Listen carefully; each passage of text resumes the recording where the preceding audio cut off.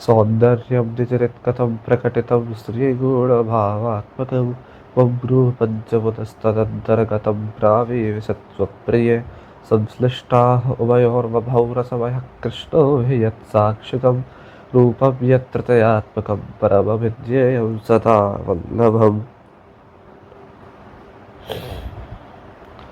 वैष्णवों, आज के अपने इस सेशन में जैसा कि प्लान किया गया था और कि स्पेशल ओकेजन है पवित्रा एकादशी का, श्रावण शुक्ल एकादशी का, तो अपन आज से सिद्धांत रहस्य ग्रंथ का शुभारंभ करते हैं।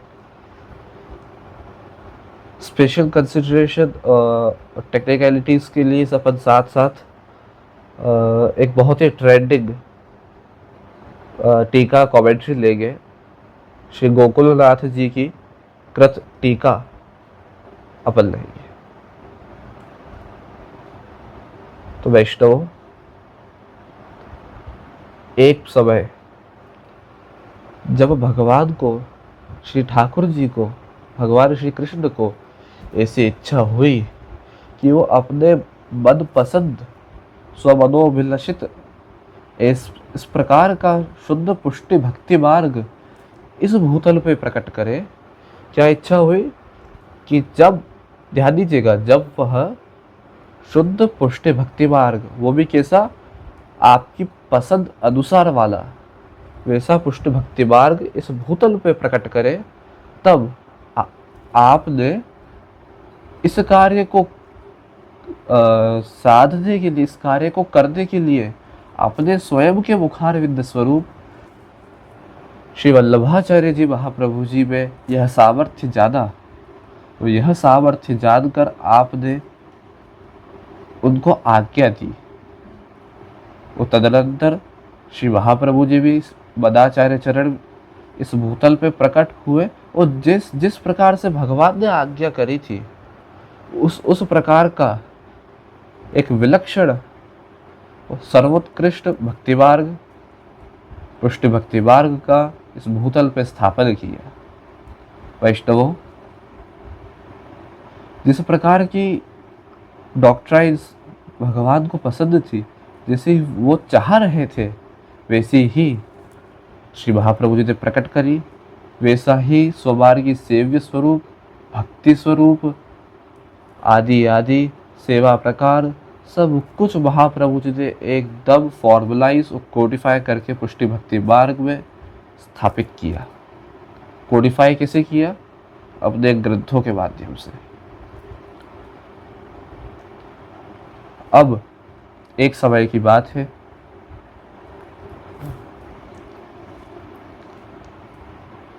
श्री महाप्रभु जी गोकुल में एक विचार कर रहे थे। वो विचार रत थे कि अपन ने भगवद आज्ञानुसार यह भगवत मनोभिलषित शुद्ध पुष्टि भक्ति मार्ग स्थापित तो कर ही दिया है, परंतु इधर जैसे पूजा मार्ग में पूजा में प्रतिबंधक या ऑब्स्टिकल्स पैदा करने वाले दोषों की निवृत्ति का एक व्यवस्था एस्टेब्लिश्ड है ही, ऐसे ही अपने प्रकटित भगवद आज्ञा से प्रकटित पुष्टि भक्ति मार्ग में क्या व्यवस्था है?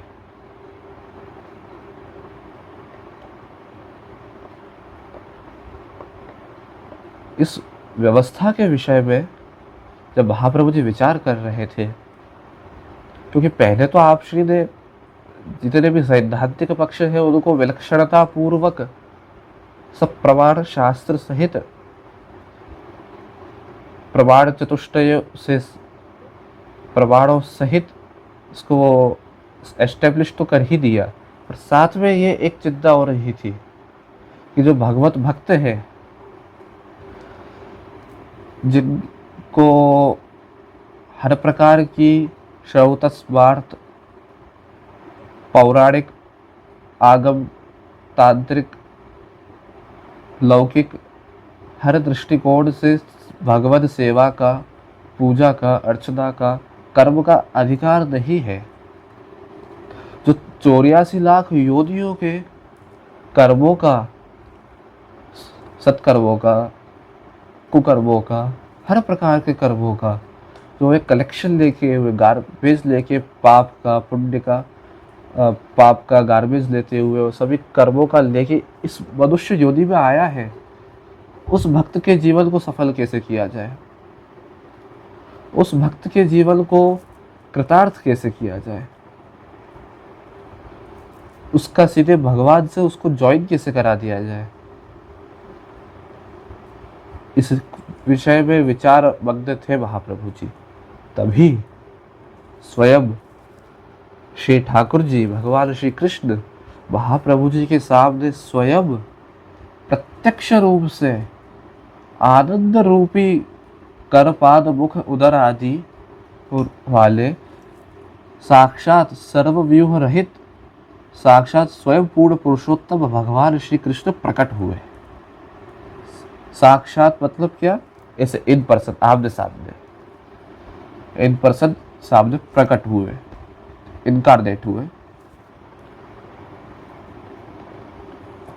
और फिर श्री ठाकुर जी ने क्या कहा कि फिक्र मत करिए, मैं जो प्रकार बताता हूँ, मैं जो ब्रह्म संबंध का प्रकार आपको बताऊंगा, इससे जब आप इस गद्य मंत्र से किसी भी जीव का, वैष्णव का आत्मनिवेदन, सर्व समर्पण मेरे को, किसको? भगवान को, केवल और केवल भगवान को जब आप, श्री कृष्ण का जब आप समर्पण करवाओगे, तो मैं उसका हाथ सदा थामे रखूंगा, उसका कभी हाथ छोड़ूंगा नहीं। उसके पूरे जीवन की, उस जीव की पूरी रिस्पॉन्सिबिलिटी अब मैं ग्रहण कर लूंगा, भगवान स्वयं ग्रहण कर लेंगे। एक बहुत ही अच्छी बात अपने को इधर गोकुलनाथ जी समझाते हैं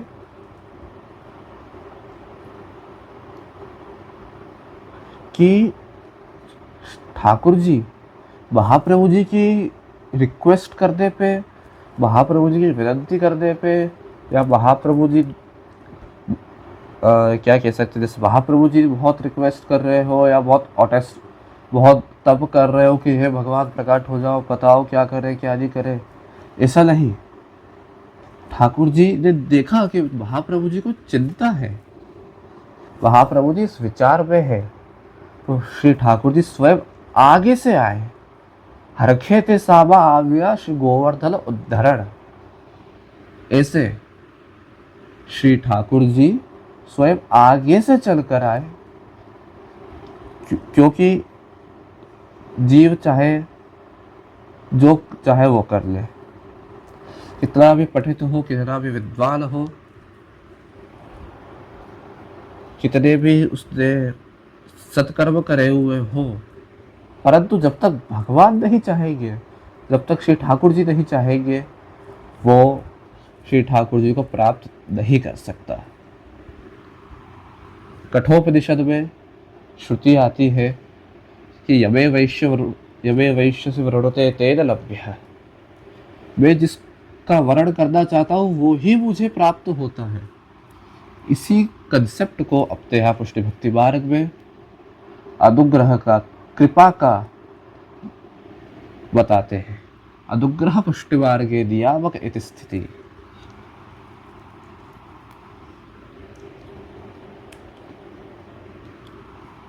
और बहुत सुंदर एक आज्ञा करते हैं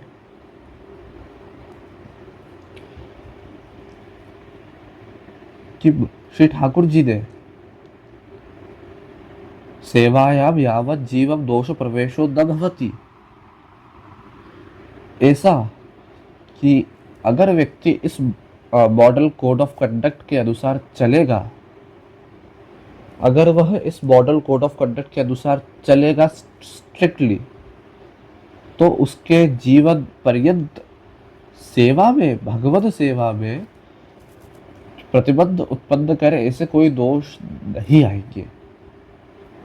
ऐसा एक बहुत बड़ा अश्योरेंस महाप्रभु जी को दिया किसने? श्री ठाकुर जी ने। और मॉरल कोड ऑफ कंडक्ट क्या है? एसओपी क्या है? वो सिद्धांत रहस्य, नवरत्न, भक्तिवर्धिनी इत्यादि महाप्रभु जी के सभी, गोपीनाथ जी गोसाई जी के सभी शास्त्र जो है वह यह मॉडल कोड ऑफ कंडक्ट पे, इस आचार संहिता पे है, जिससे व्यक्ति अगर चलेगा तो उसका वैष्णव जीवन सदा सर्वदा के लिए धन्य ही होगा। क्योंकि ऐसा वादा किसने किया है? स्वयं भगवान श्री कृष्ण ने किया है।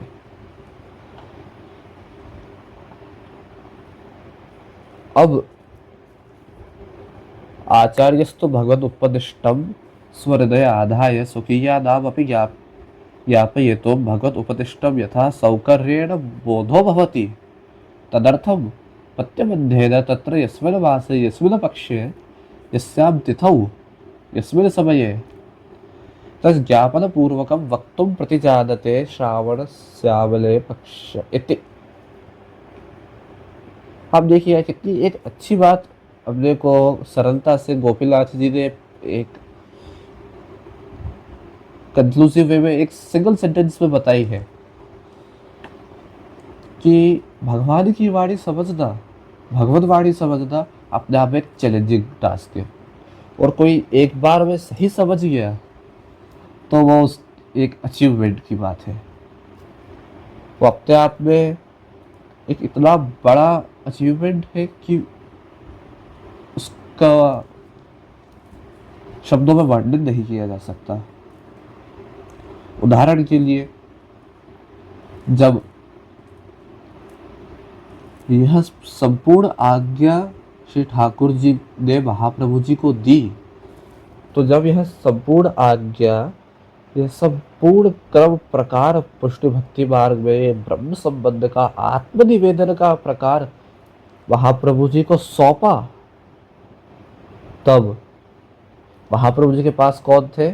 सेम कक्ष में, सेम बैठक में महाप्रभु जी के पास दामोदर दास हरसादी जी सो रहे थे।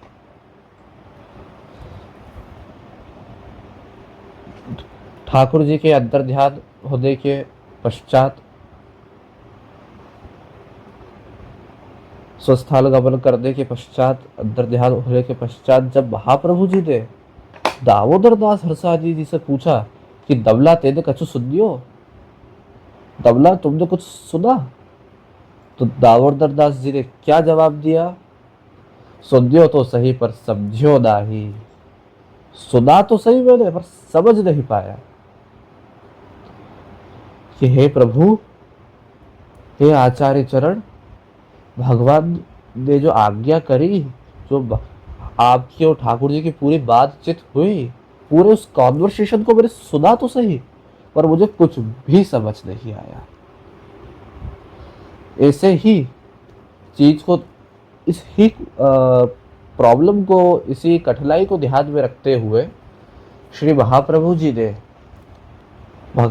भगवान के द्वारा उपदिष्ट प्रकार अपने हृदय में तो सुस्थापित किया ही, उसका हृदय में आधान किया ही, तत्पश्चात अपने स्वकीय वैष्णव जनों को सुंदरता से समझ आ सके, उन्हें सरलता से बुद्धिगम्य हो सके, उन्हें समझ आ सके, यथा सौकर्येण बोधो भवति तदर्थम, इसलिए पद्यबद्धेन तत्र यस्मिन् वासे यस्मिन् पक्षे, इसलिए फिर पद्यबद्ध पद्य में, पोएट्री में उसको बांध के, जो भगवान ने कहा उसको पोएट्री में एनकोड करके अक्षरशः word to word as it is आप महाप्रभु जी सिद्धांत रहस्य ग्रंथ में कोट करते हैं। क्या करते हैं? कोट।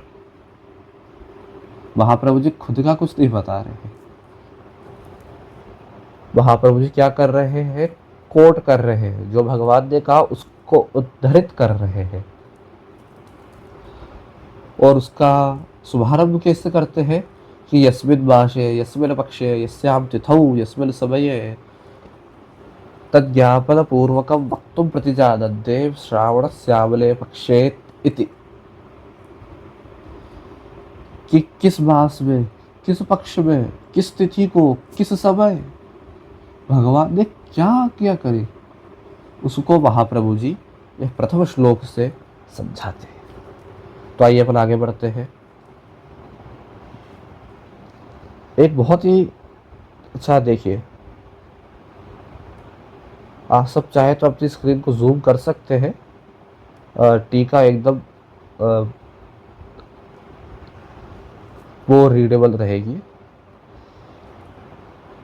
श्रावण श्यामले पक्षे एकादश्या महादिशि साक्षात् भगवता प्रोक्तम तदक्षरश उच्यते। श्रावण मास के अवल पक्ष में, श्रावण मास के अवल पक्ष की एकादशी को महादिशि के समय जो साक्षात भगवान ने कहा, प्रोक्तम तदक्षरशः, उसको अक्षरशः वर्ड टू वर्ड में कहता हूँ, उच्चते कोट करता हूँ। महाप्रभु जी आज्ञा करते हैं, वो आगे से भगवद वाक्य चालू, उनका उदाहरण चालू होता है। अब आप देखिएगा आज क्या चल रहा है, श्रावण मास चल रहा है। पक्ष कौन सा चल रहा है? दो पक्ष होते हैं, कृष्ण पक्ष, शुक्ल पक्ष। शुक्ल पक्ष में पूर्णिमा आती है, कृष्ण पक्ष में अमावस्या आती है। तो ये श्रावण मास के शुक्ल पक्ष की एकादशी के दिन की बात है। अभी भी वही शुक्ल पक्ष चल रहा है और वैष्णवों, एक बहुत ही सुंदर कोइंसिडेंस है, अभी कुछ ही दिनों में पवित्र एकादशी आने वाली है। तो श्रावण मास में जो उसका एक चीफ इंटीग्रल कंसिस्टेंट है श्रवण नक्षत्र, वह श्रवण नक्षत्र भगवान विष्णु का है, उसके अधिष्ठात्र देवता भगवान विष्णु है। इसलिए उससे पहचान किए जाने वाला, उससे जानने वाला, जिसमें वो होल एंड सोल है, ऐसा श्रावण मास भी भगवद रूप है, वैष्णव है। उसका वैष्णव संबंध बताने के लिए यह विशेष रूप से श्रावण कहा गया है। श्रावण मासस्य श्रवणस्य विष्णुदैवतत्वात् तदुपलक्षित मासस्यापि वैष्णवत्वात् भगवत संबंधित्व ज्ञापनाय मासः श्रावण उक्तः। ये अपने को टीका से बहुत सुंदर शब्द को अपने टीकाकार ने समझाया। अब बारी आती है पक्ष की। तो कौन सा पक्ष? जिसे आप सब वैष्णव जन जानते ही होंगे, अपने हिंदू कैलेंडर में एक मास, उसके अंदर दो पक्ष होते हैं और हर पक्ष में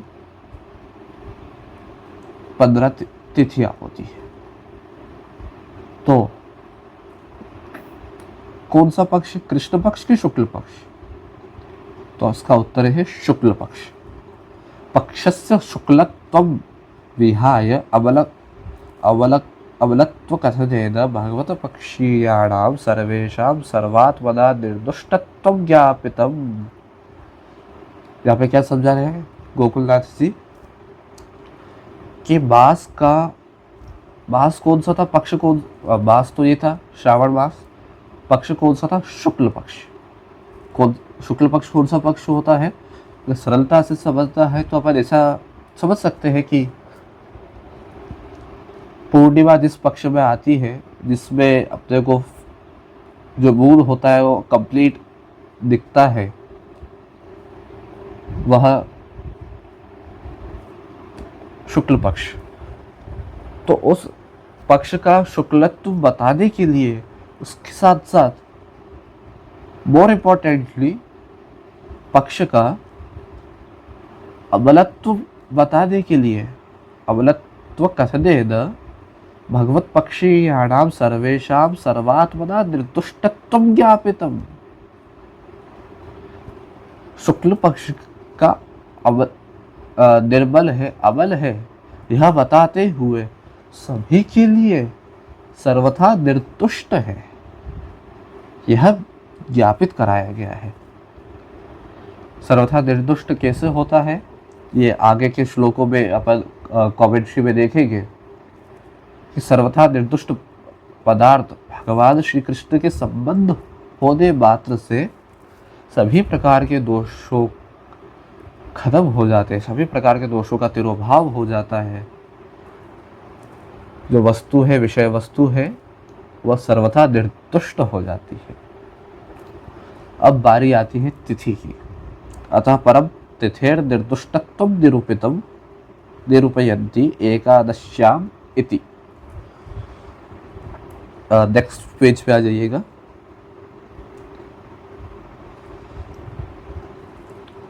अतः परम तिथेर निर्दुष्टत्वं निरूपितम, एक से पाठ में है एक दो, प्रसिद्ध पाठ के हिसाब से चलते हैं। अतः परम तिथेर निर्दुष्टत्वं निरूपयन्ति एकादश्यायाम इति। अब तिथि की निर्दुष्टता बताते हैं एकादशी से। एकादशी का यहाँ पे सिग्निफिकेंस भी बताएंगे और उसकी निर्दुष्टता भी बताएंगे। निर्दुष्टता का रीजन क्या, भगवत संबंध। एकादशी जो है वह एकादश इंद्रिय कौन सी होती है? देखिए, 5 कर्मेंद्रिया, 5 ज्ञानेंद्रिया, 5 5 10 और 11वां मन। तो इन एकादशेन्द्रिय दोष निवर्तिका इति तिथिरपि संयोक्ता, कि एकादशी जो कही है वह एकादश इंद्रियों की, जो मनुष्य है, जो जीव है, जिसका भगवत संबंध के बारे में, जिसका भगवान को आत्मनिवेदन करने के बारे में, भक्त के जिस बारे में बात चल रही है, उसकी एकादश इंद्रियों का, 5 कर्मेंद्रियों का, 5 ज्ञानेंद्रियों का, 11वें मन का, जो दूर कर देती है क्या, सभी दोषों को, उन सभी 11 इंद्रियों के दोषों को दूर करने वाली यह एकादशी तिथि पे भागवत प्राकट्य हुआ, यह बताते हैं। अच्छा, अब एक बहुत सुंदर सा कंपैरिजन आता है, देखिएगा। यथा श्री गोकुले अंतरंग भक्त सर्व पुरुषार्थ सिद्ध्यर्थम तद्वद्वारा सर्वेषामपि गोकुलवासिनां सर्व पुरुषार्थ सिद्ध्यर्थम महादिशायामेव प्रादुर्भावः, कि जैसे लीला काल में, अवतार काल में, गोकुल में भगवान श्री कृष्ण स्वयं साक्षात प्रकट हुए थे, काहे के लिए? अपने अंतरंग भक्तों के सभी पुरुषार्थों को सिद्ध कराने के लिए, और उनके द्वारा सभी गोकुलवासियों को, सभी ब्रज भक्तों के सभी पुरुषार्थों को सिद्ध कराने के लिए, जिसे आप उस समय महादिशा में प्रकट हुए थे। महादिशा मतलब क्या? अर्धरात्रि, घोर रात्रि, उस समय प्रकट हुए थे। काल की भी करालता दूर करते हुए प्रकट हुए थे। वैसे ही तद्वद अत्राप्य, यहां भी तद्वद अत्र श्रीमदाचार्य चरण के द्वारा आप देखिएगा, तद्वद अत्राप्याचार्यार्थम प्रादुर्भूय तद्वारा तदीयानां सर्वपुरुषार्थ साधकत्वं तत्तुल्यम इति अत्रापि महादिशायामेव प्रादुर्भाव उक्तः। तो इधर क्या कहना चाह रहे हैं कॉमेंट्री से, कि जैसे उस समय प्रकट हुए थे, वैसे ही एग्जैक्टली सेम तरीके से यहाँ पे श्री मदाचार्य चरण के सामने, किनके सामने? मदाचार्य चरण, कौन? श्रीमद वल्लभाचार्य जी महाप्रभु जी के सामने श्री ठाकुर जी भगवान श्री कृष्ण स्वयं साक्षात प्रकट होते हैं। वो प्रकट होकर क्या करते हैं? तद्वारा प्रादुर्भूय तद्वारा तदीयानां सर्वपुरुषार्थ साधकत्वं तत्तुल्यम् इति अत्रापि महादिशायामेव प्रादुर्भाव उक्तः। ऐसे ही महाप्रभु जी के समक्ष प्रकट होके सभी तदीय वैष्णव जनों का, सभी भगवत भक्तों का सर्व पुरुषार्थों को सिद्ध कराने के लिए आप प्रकट होते हैं। कब होते हैं? जैसे तब महादिशा में प्रकट हुए थे, ऐसे ही यहाँ भी महादिशा पे अर्धरात्रि में आप प्रकट होते, भगवान प्रकट होते हैं। अच्छा, तो ये सर्व पुरुषार्थों की बात चल रही है। ये 5 पुरुषार्थ है, धर्म, अर्थ, काम, मोक्ष और पंचम पुरुषार्थ भक्ति। यह 5 पुरुषार्थों को सिद्ध करने के लिए भगवान जैसे पहले प्रकट हुए थे, ऐसे फिर महाप्रभु जी के समय आप श्री के समक्ष प्रत्यक्ष प्रकट हुए।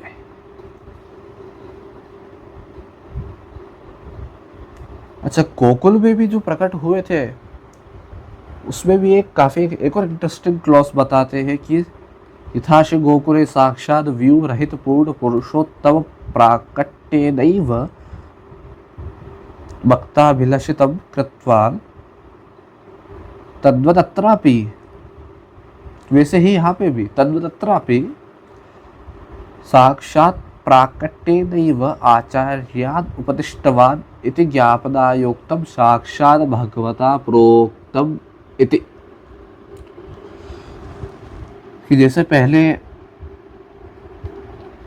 श्री ठाकुर जी प्रकट हुए थे अवतार काल में, द्वापर युग में, गोकुल में, कैसे प्रकट हुए थे कि स्वयं साक्षात प्राकृत नहीं, प्रकृतिजन्य नहीं, परंतु आनंद मात्र, क्योंकि ये जो आनंद है भगवान का, यह उनका आकार का द्योतक है, पर साकार ब्रह्मवाद पे मानते हैं। तो इसी आनंद रूपी कर पाद मुख उदर आजीव से और किसी साक्षात स्वयं पूर्ण पुरुषोत्तम चारों व्यूहों से रहित स्वयं डायरेक्टली प्रकट हुए भक्तों के बीच में, भक्तों को कृतार्थ करते हुए, वैसे ही यहाँ महाप्रभु जी को उपदेश करने के लिए स्वयं साक्षात प्रकट हुए। यह जो मार्मिक बात है, इसको कैसे समझना चाहिए? इसको साक्षात भगवता प्रोक्तम, इससे समझना चाहिए। अच्छा, आप बताइए कम्युनिकेशन करने के क्या क्या साधन हो सकते हैं?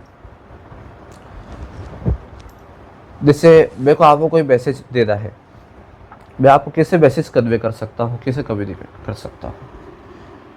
एक टेक्स्ट मैसेज डाल सकता हूँ, ठीक है,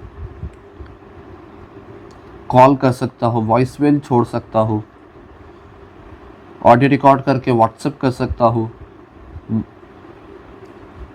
इसके अलावा वीडियो कॉल कर सकता हूँ, रिटर्न मैसेज भेज सकता हूँ, लेटर भेज सकता हूँ, मेल कर सकता हूँ पहले और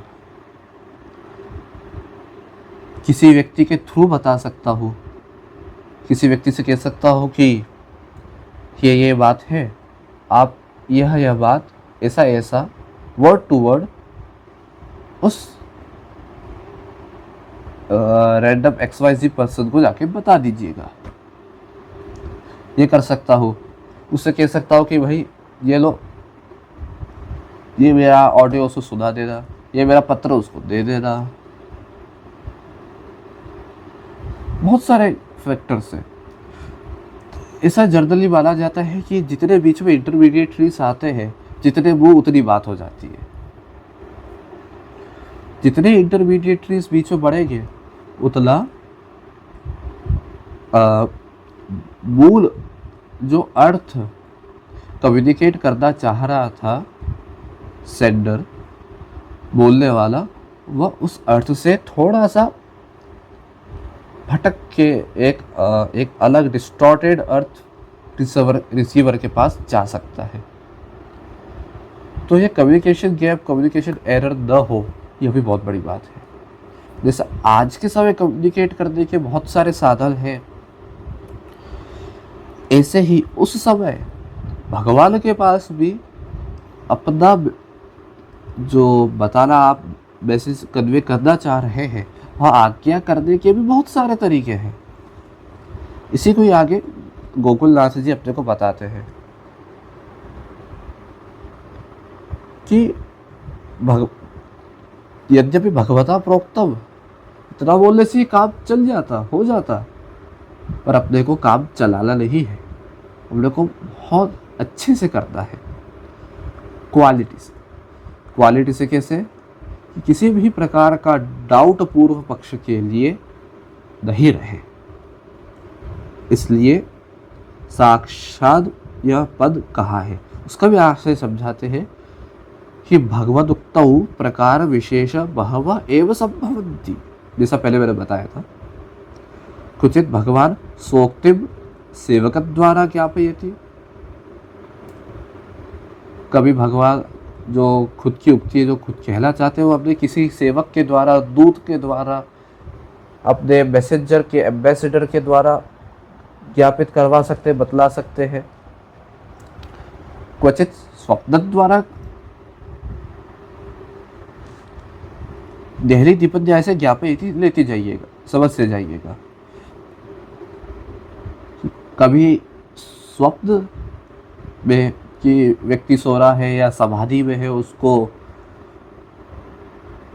भगवत दर्शन होते हैं सपने में, उसको भगवान वैसा आज्ञा कर सकते हैं।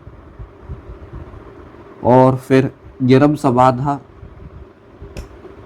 इस अध्याय से हो सकता है कि व्यक्ति ध्यानमग्न बैठा हो, समाधि में हो, और तब उसको क्या हो, भगवान की आकाशवाणी आदि द्वारा से उसको समाधि में भगवान का मैसेज प्राप्त हो। तो बहुत सारे तरीके हो सकते हैं। अच्छा, जैसे उदाहरण के लिए जैसे समाधि का आया तो बहुत एक अच्छा उदाहरण है श्रीमद् भागवत, समाधि भाषा।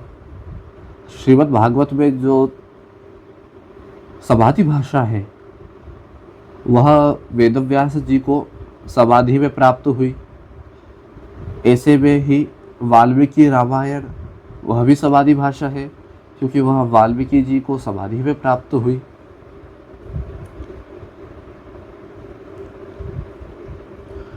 और इस समाधि भाषा का तो काफ़ी अपने यहाँ प्रमाण, जिसको काफ़ी सर्व संदेह निवारक माना गया है। वेदाः श्री कृष्ण वाक्यानि व्यास सूत्राणि चैव हि समाधि भाषा व्यासस्य प्रमाणं तच्चतुष्टयम् एतद्। और यहाँ तक आज्ञा करी कि यह चार जो है यही प्रमाण है, और इनके विरुद्ध जो कुछ भी हो वह ग्राह्य माननीय नहीं है। तो वापस से इधर आते हैं।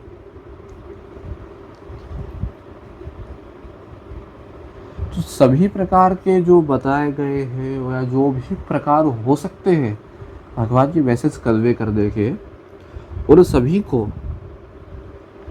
एक डाउट रह जाए, हो सकता है भगवान ऐसे कह दिया हो, भगवान ने वैसे कह दिया हो। एक जबर, एक पूर्व पक्ष के लिए या तो डाउट के लिए एक चीज रह जाए, ऐसा कोई भी लूप होल न छोड़ते हुए वहां पर मुझे बताते हैं साक्षात भगवान ने आज्ञा करी, ताकि जो पहले बताए गए जितने भी माध्यम है उससे उनको नहीं समझना चाहिए।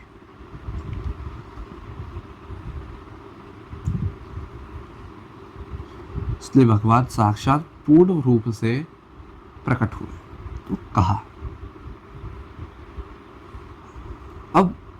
अब देखिए, एक और बहुत ही डीप ग्रामेटिकल एनालिसिस आता है, काफी इसका भी एक शब्द का, एक अक्षर मात्र का, प्रमात्र का क्या एक थियोलॉजिकल और एक फिलोसॉफिकल सिग्निफिकेंस हो सकता है, उक्तम में और प्रोक्तम में क्या डिफरेंस आ जाता है, वह यहाँ पे अब देखो, अब गोकुलनाथ जी समझाते हैं।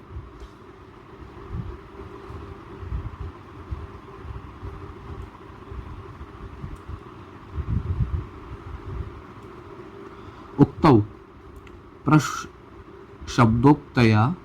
अत्रोक्ते केवलं कृपयैवाविर्भूय तत्वाचार्य प्रार्थनायेति ज्ञापनाय प्रशब्दोपादानम्। यह पर शब्द का सिग्निफिकेंस महाप्रभु जी बताते हैं, मतलब गोपीनाथ जी बताते हैं कि ठाकुर जी के सामने इन जो महाप्रभु जी के सामने ठाकुर जी ने प्रकट होकर जो आज्ञा करी और जिसको महाप्रभु जी ने बताया, महाप्रभु जी ने प्रोक्तम क्यों लिखा? मूल ग्रंथ में कारिका में आप देखेंगे, साक्षात भगवता प्रोक्तम तदक्षरशः उच्यते। साक्षात भगवान ने प्रोक्तम, वह तदक्षरशः मैं कोट करता हूँ, बताता हूँ। यहाँ पे प्र शब्द से एक स्पेशल सिग्निफिकेंस एक ये ऐड हो जाता है कि भगवान ने एक प्रकर्ष स्वरूप से अच्छे से यह बात समझाई। वो भी कैसे? ऐसा नहीं कि ठाकुर जी ने, जैसे मैंने पहले बताया था, महाप्रभु ठाकुर जी को महाप्रभु जी ने काफ़ी प्रार्थना करी, काफ़ी विनती करी, बहुत कठिन तप किए, व्रत किए, उसके बाद कहीं जाके ठाकुर जी प्रकट हुए। ऐसा नहीं है। यह भक्ति मार्ग है, और भक्ति मार्ग में तो स्पेशली शुद्ध पुष्टि मार्ग में, वल्लभ संप्रदाय में हरखेते सामाव्या श्री गोवर्धन उद्धरण, इसका कंसेप्ट है जब ये वैश्य वृणुते तेन लभ्य। इस श्रुति का कंसेप्ट है कि व्यक्ति चाहे उतने साधन कर ले, उतने एफर्ट्स लगा दे, पर इस मार्ग में वो तभी अग्रसर हो सकता है और वह तभी डेस्टिनेशन को पहुंचेगा जब भगवान उसका वर्ण करना चाहेंगे। तो श्री ठाकुर जी यही कार्य को, इसी श्रुति को क्रियान्वित करते हुए, चरितार्थ करते हुए स्वयं आगे से आए। यह प्र उपसर्ग से बताया गया है। और तस्माद वाक्यार्थ, हाँ ये रहा।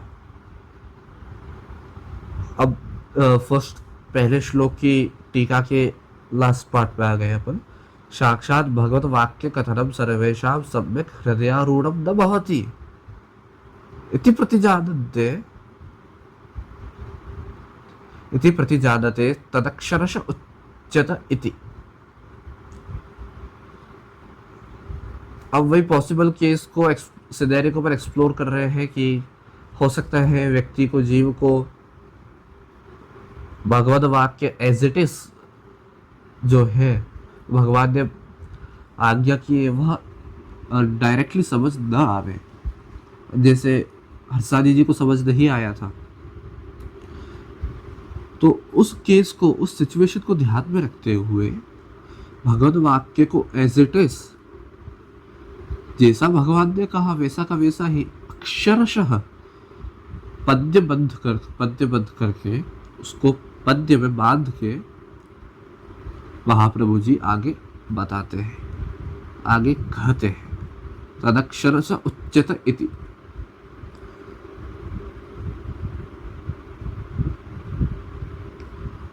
इसके साथ प्रत्येक अक्षर का जो क्या अर्थ हो सकता है, क्या गूढ़ार्थ हो सकता है, और जैसा भी अपन ने पहले देखा, प्रा उपसर्ग लगने से ही कैसे मीनिंग का, सिग्निफिकेंस का एकदम जमीन आसमान का फर्क आ गया। ऐसे ही एक एक अक्षर के मीनिंग का विचार करके, प्रमाण पूर्वक विचार करते हुए उनका अर्थ कहा जाता है आगे महाप्रभु जी के द्वारा।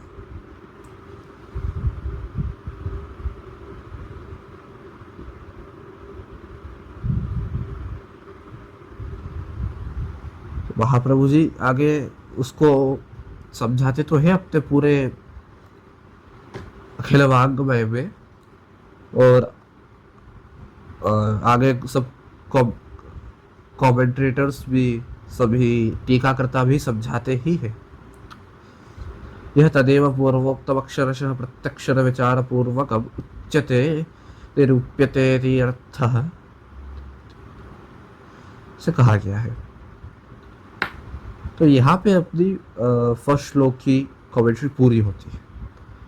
अपन सेकंड श्लोक के उत्थानी का ले लेते हैं। तो अपना मूल उद्देश्य क्या था, महाप्रभु जी का मूल विचार का विषय क्या था, बताइए।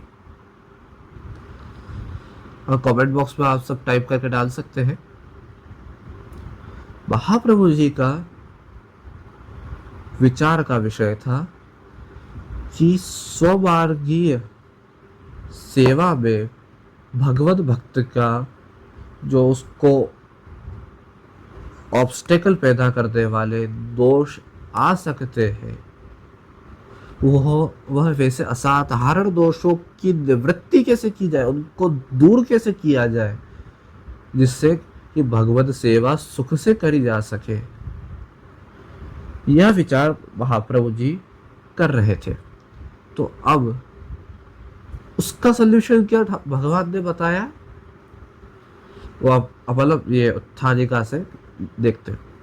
एवं कथनम प्रतिज्ञाय साक्षात स्वमार्गीय सेवा प्रतिबंधक असाधारण दोष निवृत्ति प्रकारम भगवदुक्तम प्रथमत आहु ब्रह्म संबंध करणात् इति। इसका निवृत्त ऐसे सभी असाधारण दोषों का जो भगवत सेवा में प्रतिबंध पैदा कर सके,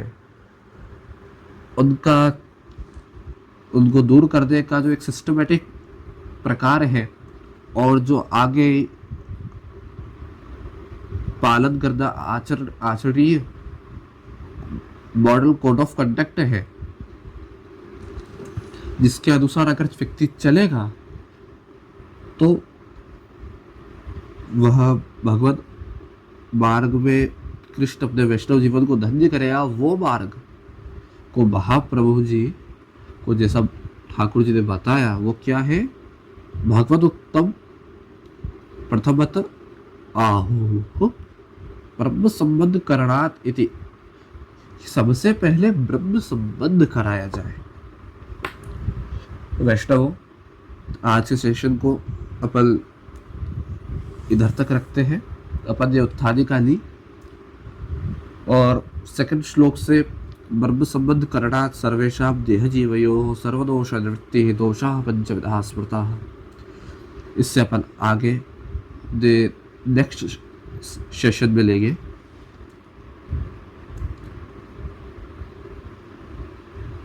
और आप सभी की स्क्रीन पे तो पेपर ही मेरे एक्सप्लेनेटरी नोट्स वाला के साथ और टी का मूल, तो आप सब उसका रेफर करिएगा, पढ़िएगा।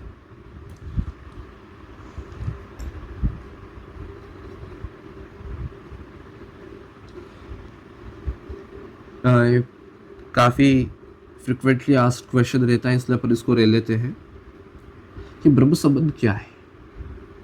तो इसी बात को पहले ही पंक्ति में डील करते हुए गोकुलनाथ जी समझाते हैं। ब्रह्म संबंध करणम नाम, देखिएगा द्वितीय श्लोक की कमेंट्री में, गोपीदास जी की कमेंट्री में पहली पंक्ति, ब्रह्म संबंध करणम नाम एतन मार्गी आचार्य द्वारा भगवन् निवेदनम।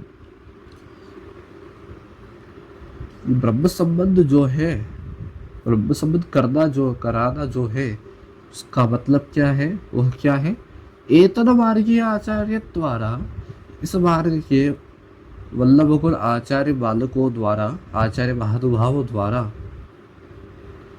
भगवत निवेदन, भगवान को निवेदन, किसको निवेदन? भगवान को ही, सिर्फ और सिर्फ भगवान को निवेदन।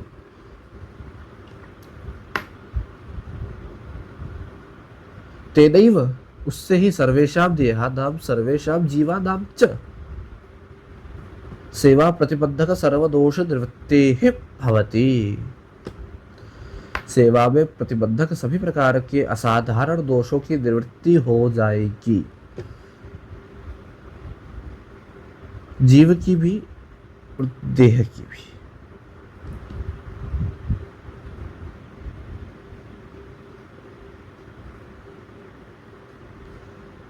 और काफी लोगों को यह भी रहता है कि ब्रह्म क्या है, क्या यह ब्रह्म, ब्रह्मा विष्णु महेश, यह त्रिदेव वाली कोटि के प्रत्येक ब्रह्मांड के त्रिदेव वाले में ब्रह्मा जी है? तो ऐसा नहीं है। महाप्रभु जी बहुत अच्छी बात समझाते हैं कि ब्रह्म पद जो है, पद मतलब ये जो ब्रह्म वर्ड है, या ब्रह्म वर्ड जो है, यह साक्षात केवल और केवल पुरुषोत्तम वाची ही है। महाप्रभु जी स्वयं शास्त्रार्थ प्रकरण के प्रथम श्लोक में स्वोपज्ञ तत्वदीप निबंध में आज्ञा करते हैं कि जो परम काष्ठा पद परम ब्रह्म पूर्ण पुरुषोत्तम भगवान श्री कृष्ण है, उन्हीं को ब्रह्म से कहा गया है।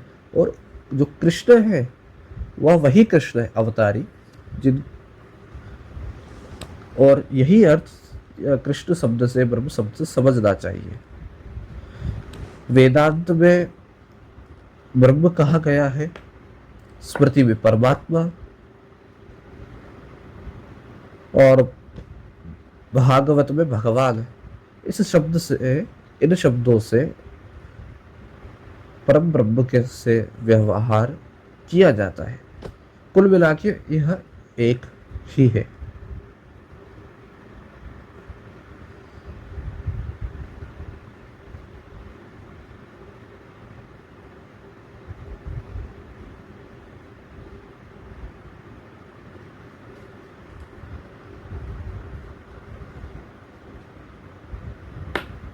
तो ये दो FAQ ले लिया पद, इसके आगे सेकंड और थर्ड श्लोक अपन नेक्स्ट सेशन में लेते हैं। इसके आगे अपन फिर अपने इसी कोर्स में, इसी क्रम में आगे बढ़ते हुए वे पूरा सिस्टम देखेंगे। इसके अलावा अंतिम श्लोक तक तो चलेंगे ही चलेंगे, इसके अलावा बीच में आने वाले काफ़ी टेक्निकलिटीज, न्यूएंसेस को भी समझेंगे। और दो एक श्लोक है जो काफ़ी ज़्यादा ट्रेंडिंग है आज के समय,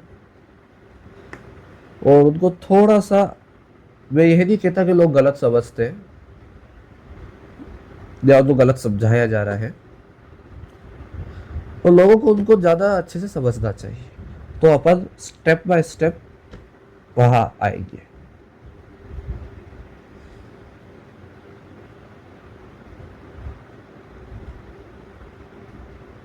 तो वैष्णव टीम की तरफ से मैसेज आ जाएगा नेक्स्ट सेशन ये लिंक का, तो आप सब जरूर जुड़िएगा। खूब खूब शुभाशीर्वाद। बोलो श्री वल्लभाधीश की जय, गिरिराज धरण की जय।